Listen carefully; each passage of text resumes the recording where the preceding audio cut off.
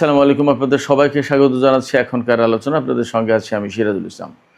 দর্শক, মার্কিন president Donald Trump হুমকি দিয়েছেন শিগগিরই হরমুজ পল্লীকে আমেরিকার নিজের ভূখণ্ড বলে তিনি ঘোষণা দেবেন।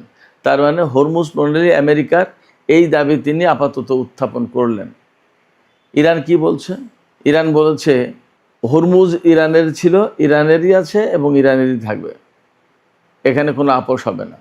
শুধু তাই না, ইরানের পররাষ্ট্রমন্ত্রী আব্বাস আরাকচি হরমুজ পল্লী দিয়ে জাহাজ চলাচল শুরু হবে কখন সে ব্যাপারেও পরিষ্কার গল্প বলে দিয়েছেন। এদিকে গত কয়েকদিন ধরে আব্রাহাম লিঙ্কন জাহাজে যে ভয়ঙ্কর অবস্থা বিরাজ করছে তা নিয়ে নানামুখী খবর ছিল। আমি ব্যক্তিগতভাবে আমাদের এই ইউটিউব চ্যানেলে তথ্য তুলে ধরার চেষ্টা করেছিলাম। গতকাল থেকে খবর পাচ্ছিলাম, আজকে খবরটা একদম পরিষ্কার হয়েছে যে আব্রাহাম লিঙ্কন জাহাজ ভারত মহাসাগর থেকে সরিয়ে নেওয়া হচ্ছে এবং সেখানে নতুন আরেকটি জাহাজ আসছে। আরেকটি খুবই গুরুত্বপূর্ণ খবর আছে মধ্যপ্রাচ্যের জন্য, সেটি হচ্ছে যে কুয়েত, যে দেশের হাতে বিশ্বের টোটাল তেল রিজার্ভ যা আছে তার 6% আছে এই কুয়েতের হাতে, সেই কুয়েত গত 6 মাস ধরে তেল বিক্রির মারাত্মক সংকটে। কেন এই সংকট এবং দেশটিকে কোথায় নিয়ে যাচ্ছে, কি পরিস্থিতি তৈরি হচ্ছে? সুপ্রিয় দর্শক, এই বিষয়গুলো নিয়ে আজকের ভিডিওতে বিস্তারিত আলোচনা করার চেষ্টা করব। হরমুজ প্রণালী নিয়ে আরও বিভিন্ন রকমের তথ্য থাকবে। এর পাশাপাশি মার্কিন প্রেসিডেন্ট ডোনাল্ড ট্রাম্প আমেরিকার নাগরিকদের প্রতি আহ্বান জানিয়েছেন তেল এবং গ্যাসের উচ্চ মূল্য তাদেরকে মেনে নিতে হবে। কেন এই কথা বলছেন? ইরান যুদ্ধে আসলে সর্বশেষ পরিস্থিতি কি, কোথায় গিয়ে দাঁড়িয়ে আছে পরিস্থিতি, এই সমস্ত নিয়ে আমি আজকের ভিডিওতে বিস্তারিত তথ্য তুলে ধরার চেষ্টা করব। আশা করি আপনারা শেষ পর্যন্ত সঙ্গে থাকবেন। আর ভিডিও ভালো লাগলে লাইক কমেন্ট শেয়ার করবেন এবং চ্যানেলটি সাবস্ক্রাইব করে সাথেই থাকবেন। দর্শক, চলুন আমরা বিস্তারিত আলোচনা করি। প্রথমেই যে গল্প বলছিলাম, যে কথা বলছিলাম, সেটা হচ্ছে যে হরমুজ প্রণালীকে আমেরিকা তার নিজের ভূখণ্ড বলে দাবি করছে আপাতত। আমেরিকা বলতে মার্কিন প্রেসিডেন্ট ডোনাল্ড ট্রাম্প। তিনি বলেছেন হরমুজ প্রণালী নিজেদের এলাকা, অর্থাৎ এটা আমেরিকার অংশ, এই ঘোষণা তিনি খুব শিগগিরই দেবেন। গতকালকে বলেছেন। গতকাল মানে সবসময় মনে রাখবেন যে বাংলাদেশ এবং আমেরিকার ভেতরে প্রায় 11 ঘন্টার সময়ের পার্থক্য, যেহেতু অতএব আমাদের বাংলাদেশে যখন বুধবার তখন ওখানে মঙ্গলবার, বাংলাদেশে যখন শনিবার তখন আমেরিকায় শুক্রবার, মোটামুটিভাবে এরকম হিসাবটা। একদম পুরোপুরি 11 ঘন্টার পার্থক্য বললাম তো যাই হোক, তিনি সাংবাদিকদের বলেছেন যে আমি খুব শিগগিরই হরমুজ প্রণালী আমেরিকার এই ঘোষণা দিতে যাচ্ছি। অদ্ভুত কথা। আমেরিকা জীবনে কখনো কোনোদিন এই এলাকায় কি ছিল, আমেরিকার ভূখণ্ড হয় কি করে? পরে আবার কেউ কেউ ব্যাখ্যা দিচ্ছেন যে মার্কিন প্রেসিডেন্ট ডোনাল্ড ট্রাম্প এটা কৌতুক করে বলেছেন। অন্য দেশের ভূখণ্ড নিয়ে একজন প্রেসিডেন্ট এইরকম কৌতুক করবেন, এই প্রেসিডেন্টের ব্যক্তিত্ব সম্পর্কেই তো প্রশ্ন ওঠে। যাই হোক, ডোনাল্ড ট্রাম্প এই ঘোষণা দেওয়ার পর যে হরমুজ প্রণালী আমেরিকার অংশ, সেটা আমি খুব শিগগিরই ঘোষণা দেব, এই কথা বলার পর তাৎক্ষণিকভাবেই ইরানের পক্ষ থেকে ইরানের অন্যতম উপপররাষ্ট্রমন্ত্রী কাজেম গরিবাবাদী তিনি বলেছেন যে হরমুজ ইরানের ছিল, ইরানের জনগণের ছিল, আছে এবং থাকবে। ইরান কাউকে ভয় পায় না, কোনো হুমকি দিলে কেউ যেমন ভীত হয় না, তেমনি কারো বিরুদ্ধে যুদ্ধ করতেও ভয় পায় না। কাজেম গরিবাবাদ বলেছেন যে কোনো শক্তির বিরুদ্ধে ইরান তার শক্তি প্রদর্শন করতে, তার ক্ষমতা দেখাতে মোটেই কুণ্ঠাবোধ করে না। এর মানে হচ্ছে ডোনাল্ড ট্রাম্প কৌতুক করেই বলুন আর ভুলবশত বলুন আর যেভাবেই বলুন, হরমুজ প্রণালী নিয়ে যে কথা বলেছেন সে ব্যাপারে কিন্তু আসলে সিরিয়াসলি রিয়্যাক্ট করলো ইরান। এবার সেই ইরানের পররাষ্ট্রমন্ত্রী সাইদ আব্বাস আরাকচি তিনি বলেছেন হরমুজ প্রণালী জাহাজ চলাচলের জন্য কবে খুলবে এটা সম্পূর্ণভাবে নির্ভর করছে আমেরিকার উপরে। আমেরিকা যখন ইরানের শর্তগুলো মেনে নেবে তখন শুধুমাত্র এই হরমুজ প্রণালী খোলা হবে, তার আগে নয়। একই সাথে তিনি বলেছেন, কোনো কোনো জায়গায় খবর বের হচ্ছে যে হয়তো ইরান এবং আমেরিকা আলোচনায় বসতে যাচ্ছে। সেই ব্যাপারে আব্বাস আরাকচি পরিষ্কার করে বলেছেন যে আমেরিকার সাথে ইরানের কোনো আলোচনা চলছে না। পাকিস্তান এবং কাতারের মাধ্যমে আমেরিকার সাথে কিছু বার্তা আদান প্রদান হয়েছে, এর মানে এই না যে আমরা আলোচনায় বসে যাচ্ছি আমেরিকার সাথে। আব্বাস আরাকচি যে কথা বলতে চেয়েছেন সেটি হচ্ছে এই, যে আমেরিকা যখন ইরানকে কোনো বার্তা দেবে, স্বাভাবিকভাবে ভদ্রতা হচ্ছে সেই বার্তার জবাব দেয়া। ধরুন আপনি আমাকে একটা কথা বললেন যে এইটা করা যাবে কি না, আমার পক্ষ থেকে সাধারণ ভদ্রতা, আপনি যদি আমার শত্রুও হন তাহলেও আমি আপনাকে বলবো যে না, যাবে না। এটা ভদ্রতা, সৌজন্যতা। যেহেতু ইরান খুবই কালচারালি ডেভেলপড, অনেক ইতিহাস ঐতিহ্যের অধিকারী একটা দেশ, আমেরিকার সাথে তার যুদ্ধ চললেও আমেরিকা যদি তার কাছে কোনো বার্তা পাঠায় তাহলে তার জবাব ইরান দেবে, এটা স্বাভাবিক। হ্যাঁ, কখনো কখনো হয়তো একেবারে টোটালি কিছু না বলে চুপ থাকতে পারে।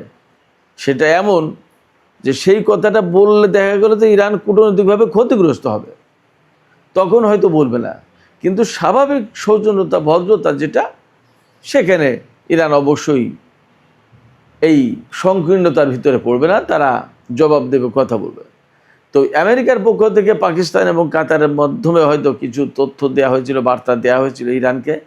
ইরান তার জবাব দিয়েছে এই কাতার এবং পাকিস্তানের মাধ্যমে, তারা নিজেরা দেয়নি। এবং সেই কারণে আব্বাস আরাকচি একদম সুস্পষ্ট করে বলেছেন যে আমেরিকার জাহাজ থেকে শুরু করে কার কবে কোন জাহাজ চলবে হরমুজ প্রণালীতে, কবে কখন এই হরমুজ প্রণালী একদম উন্মুক্ত করে দেওয়া হবে, এ সমস্ত সব কিছু নির্ভর করছে আমেরিকা কবে ইরানের শর্ত মেনে নেবে তার উপরে।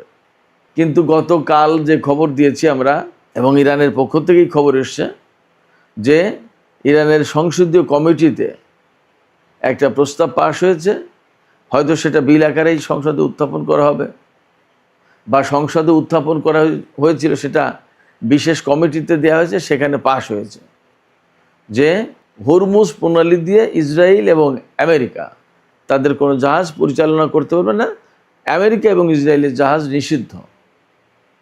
ব্যাপারটা যদি তাই হয় তো তাহলে হরমুজ প্রণালী দাবি করা তো পরের কথা, হরমুজ প্রণালী তাদের জন্য আদৌ খুলবে কিনা সেটাই তো এখন প্রশ্ন। এবং এই যে মার্কিন নৌ ব্লকেড, এই নৌ ব্লকেড আরও দীর্ঘস্থায়ী করবে বলে ডোনাল্ড ট্রাম্পের পক্ষ থেকে বলা হয়েছে। তিনি বলেছেন যে অনির্দিষ্টকালের জন্য ইরানের বিরুদ্ধে এই ব্লকেড থাকবে। তো যদি ব্লকেড থাকে তাহলে ইরানও খুলবে না হরমুজ প্রণালী, এটা স্বাভাবিক।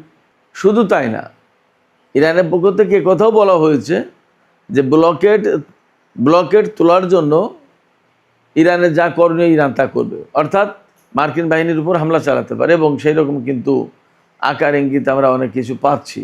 এই প্রস্তুতি যেমন ইরানের পক্ষ থেকে হচ্ছে, একই রকমের প্রস্তুতির খবর পাওয়া যাচ্ছে আমেরিকার পক্ষ থেকেও। সেক্ষেত্রে চূড়ান্ত একটা যুদ্ধের আশঙ্কা কিন্তু মধ্যপ্রাচ্যে হরমুজ প্রণালী এলাকায় রয়েছে।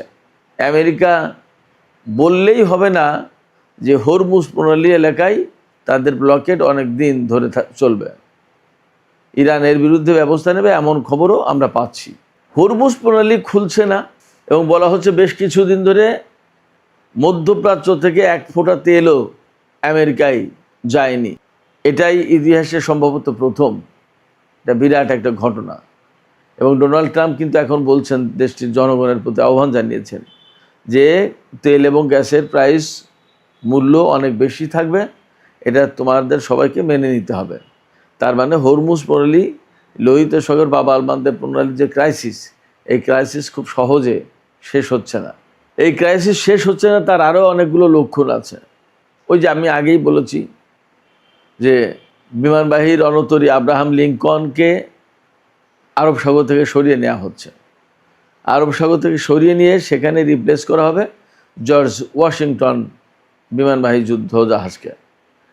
এই জর্জ ওয়াশিংটনকে যখন মোতায়েন করা হবে ভারত মহাসাগর অর্থাৎ হরমুজ প্রণালীতে বা ইরানের উপর ব্লকেড চালু রাখতে, তখন একই পরিস্থিতি দাঁড়াবে। তার মানে দীর্ঘমেয়াদী হচ্ছে হরমুজ সংকট। এখন এখানে একটা প্রশ্ন আসছে, আব্রাহাম লিঙ্কন সরিয়ে নিয়ে জর্জ ওয়াশিংটনকে এখানে এনে কি করবে আমেরিকা? নিশ্চয়ই যুদ্ধ করার চেষ্টা করবে, বাট ইরানও তো যুদ্ধ করবে। আব্রাহাম লিঙ্কন এবং জেরাল্ড আর ফোর্ড মিলে যখন হরমুজ প্রণালী খুলতে পারলো না, তখন জর্জ ওয়াশিংটনের কি ক্ষমতা আছে যে তারা এসে হরমুজ প্রণালী খুলবে? তারা যা করতে পারে সেটা বড় জোর এই হরমুজ প্রণালী এলাকায় ব্লকেটটা, নৌ অবরোধটা কার্যকর রাখতে পারে। কিন্তু আমি আগেই বলেছি, যথেষ্ট সম্ভাবনা রয়েছে ইরান মার্কিন নৌবাহিনীর উপর হামলা চালাবে। তাতে জেরাল্ড আর ফোর্ড আগে একবার ক্ষতিগ্রস্ত হয়েছে, এখন জর্জ ওয়াশিংটন ক্ষতিগ্রস্ত হয় কিনা সেটাও একটা দেখার বিষয়। মোটামুটিভাবে সব জায়গা থেকে খবর পাওয়া যাচ্ছে, সূত্র থেকে, যে ইরান যদি মার্কিন বাহিনীর উপরে হামলা চালায় তাহলে এবার প্রধান লক্ষ্য হবে মার্কিন বাহিনীর জাহাজ। এতদিন কিন্তু ইরান আমেরিকার জাহাজগুলো লক্ষ্য করে হামলা চালায়নি, এখন তাই হতে যাচ্ছে। আব্রাহাম লিঙ্কন মোতায়েন করে রেখে ইরানের বিরুদ্ধে যুদ্ধ করবে, নৌ ব্লকেড অব্যাহত রাখবে। এই জন্য 2025 সালে অর্থাৎ গত বছরের 21শে নভেম্বর এই জাহাজ আমেরিকার স্যান ডিয়েগো ঘাঁটি থেকে ছেড়ে আসে, বন্দর থেকে ছেড়ে আসে, এবং এখনও পর্যন্ত ভারত মহাসাগরে মোতায়েন রয়েছে। তার মানে এই জাহাজের যত সেনা, নাবিক, যত যা কিছু, তারা এত মাস ধরে টানা একটা জাহাজে, এবং সেই জাহাজের বাথরুম টয়লেট নষ্ট হয়ে গেছে, কিচেন খারাপ হয়েছে, গোসলের শাওয়ার টাওয়ার সমস্ত সব কিছু নষ্ট হয়ে গেছে, ফাঙ্গাস পড়েছে, খাবার দাবারের অভাব, এবং সেখানে সেনারা প্রচণ্ডভাবে মানসিক সমস্যায়, কেউ কেউ জাহাজ থেকে লাফ মেরে আত্মহত্যা করার চেষ্টা করেছে বা পালিয়ে যাওয়ার চেষ্টা করেছে, এবং এই জাহাজে মারামারি হয়েছে, অন্তত 7 জন নিহত হয়েছে, এইরকম খবরও ছড়িয়েছে। এই জাহাজের যে সমস্ত নাবিক সেনা রয়েছে তাদের পরিবারের লোকজন আমেরিকার ভারপ্রাপ্ত নৌ সচিব হাঙ্ক কাওয়ের সাথে বৈঠক করেছেন, এবং সেখানে চেঁচামেচি, নানা রকমের কথাবার্তা হয়েছে। মার্কিন কংগ্রেসে কথা হয়েছে, মার্কিন সিনেটর ব্লুমেনথাল তিনি সরাসরি যুদ্ধমন্ত্রী পিট হেক্সেদের কাছে চিঠি লিখেছেন, জানতে চেয়েছেন, এবং সেখানে এই আব্রাহাম লিঙ্কনের জাহাজের অবস্থা তিনি তুলে ধরেছেন। আমি যে সংকটগুলোর কথা বললাম, এই সংকটগুলোর কথা তিনি তুলে ধরেছেন। তিনি তুলে ধরে জানতে চেয়েছেন যে আব্রাহাম লিঙ্কন জাহাজের অবস্থা কি, সেটা জানাতে হবে জাতিকে। এই পরিস্থিতিতে আব্রাহাম লিঙ্কন সরিয়ে নিচ্ছে এবং জর্জ ওয়াশিংটন আসছে। জর্জ ওয়াশিংটনের ভাগ্যেও তো একই পরিণতি হবে বলে মনে করা হয়। এবং শুধু তাই না, ইরান যদি নতুন করে যুদ্ধ শুরু করে এবং মার্কিন নৌবাহিনীর বিরুদ্ধে হামলা বা অভিযান শুরু করে, তাহলে এই জাহাজ হামলার মুখে পড়তে পারে। সুপ্রিয় দর্শক, হরমুজ প্রণালীতে যখন এই রকম মারাত্মক সংকট রয়েছে, সেই সংকট এড়িয়ে কুয়েতের মতো একটা দেশ কোনো তেল বিক্রি করতে পারছে না, একেবারেই না। ইরাক কিন্তু এই যুদ্ধের আগে যে পরিমাণে তেল বিক্রি করতো, এই যুদ্ধের ভেতরে ইরাক তার চেয়ে অনেক বেশি তেল বিক্রি করেছে, কিন্তু কুয়েত গত 6 মাসে 1 ফোঁটা তেলও বিক্রি করতে পারে। কারণ কুয়েত, বাহরাইন এই দুটি দেশ থেকে সবচেয়ে বেশি হামলা চালিয়েছে ইরানের উপরে মার্কিন সামরিক বাহিনী। কুয়েত এবং বাহরাইনকে বারবার ইরানের পক্ষ থেকে বার্তা দেওয়া হলেও তা তো কানে নেয়নি, বরং তারা মার্কিন বাহিনীর সাথে যুক্ত হয়ে নাকি বিমান হামলা চালিয়েছে ইরানের উপর, এমন খবরও এসেছে। এই জায়গা থেকে বাহরাইন, কুয়েতের জাহাজ একদম টোটালি অ্যালাউ করা হচ্ছে না হরমুজ প্রণালী দিয়ে বের হওয়ার জন্য, যার কারণে কোনো তেল বিক্রি করতে পারছে না। অথচ এই কুয়েত তার যে টোটাল যে ইনকাম, তার 90% অর্থাৎ 100 টাকায় ইনকাম হলে তার 90 টাকায় ইনকাম হয় এই তেল বিক্রি করে, তেল রপ্তানি করে, অপরিশোধিত তেল রপ্তানি করে, এবং বিপুল অঙ্কের টাকা ইনকাম করে কুয়েত। আমি আগেই বলেছি যে কুয়েতের সারা বিশ্বে যে পরিমাণে তেল মজুদ আছে তার 6% শুধু কুয়েতের একার হাতে আছে, এবং বিপুল পরিমাণের তেলের এই মজুদ নিয়ে তারা বেশ সচ্ছল অবস্থায় থাকে, অপরিশোধিত তেল উত্তোলন করে বিক্রি করে দেয়। কতটা ধনী দেশ কুয়েত সেটা তো আমরা সবাই জানি। কিন্তু গত 6 মাস ধরে তারা মারাত্মক সংকটে পড়েছে, এক ফোঁটা তেলও বিক্রি করতে পারছে না। শুধু তাই না, এই সংকটের কারণে দেশের ভেতরে কিন্তু জনগণের মনে বেশ ক্ষোভ সৃষ্টি হয়েছে, নানামুখী বিক্ষোভ মিছিল এই সমস্ত কথা শোনা যাচ্ছে। বিশেষ করে কুয়েতে কেন মার্কিন সেনা মোতায়েন থাকবে, এটার বিরুদ্ধে কুয়েতে নাকি বিভিন্ন সময় একের পর এক বিক্ষোভ হয়ে আসছে, বাট মিডিয়াতে সেগুলো খুব একটা আসতে দেওয়া হচ্ছে না, সামাজিক মাধ্যমে কিছু কিছু পাওয়া যাচ্ছে। আজকেই একটা খবর শোনা, এই খবর সত্য নাকি মিথ্যা আমি তা ক্লিয়ারলি জানি না, বাট সামাজিক মাধ্যমে একজন ব্যক্তি লিখেছে কুয়েতের আমির নাকি সৌদি আরবে পালিয়ে গেছে এবং সেনাবাহিনীর একটা অংশ জনগণের সাথে মিশে গেছে। জনগণের সাথে মিশে যাওয়ার মানেই হচ্ছে তাহলে জনগণ রাস্তায় নেমেছিল বা নেমেছে।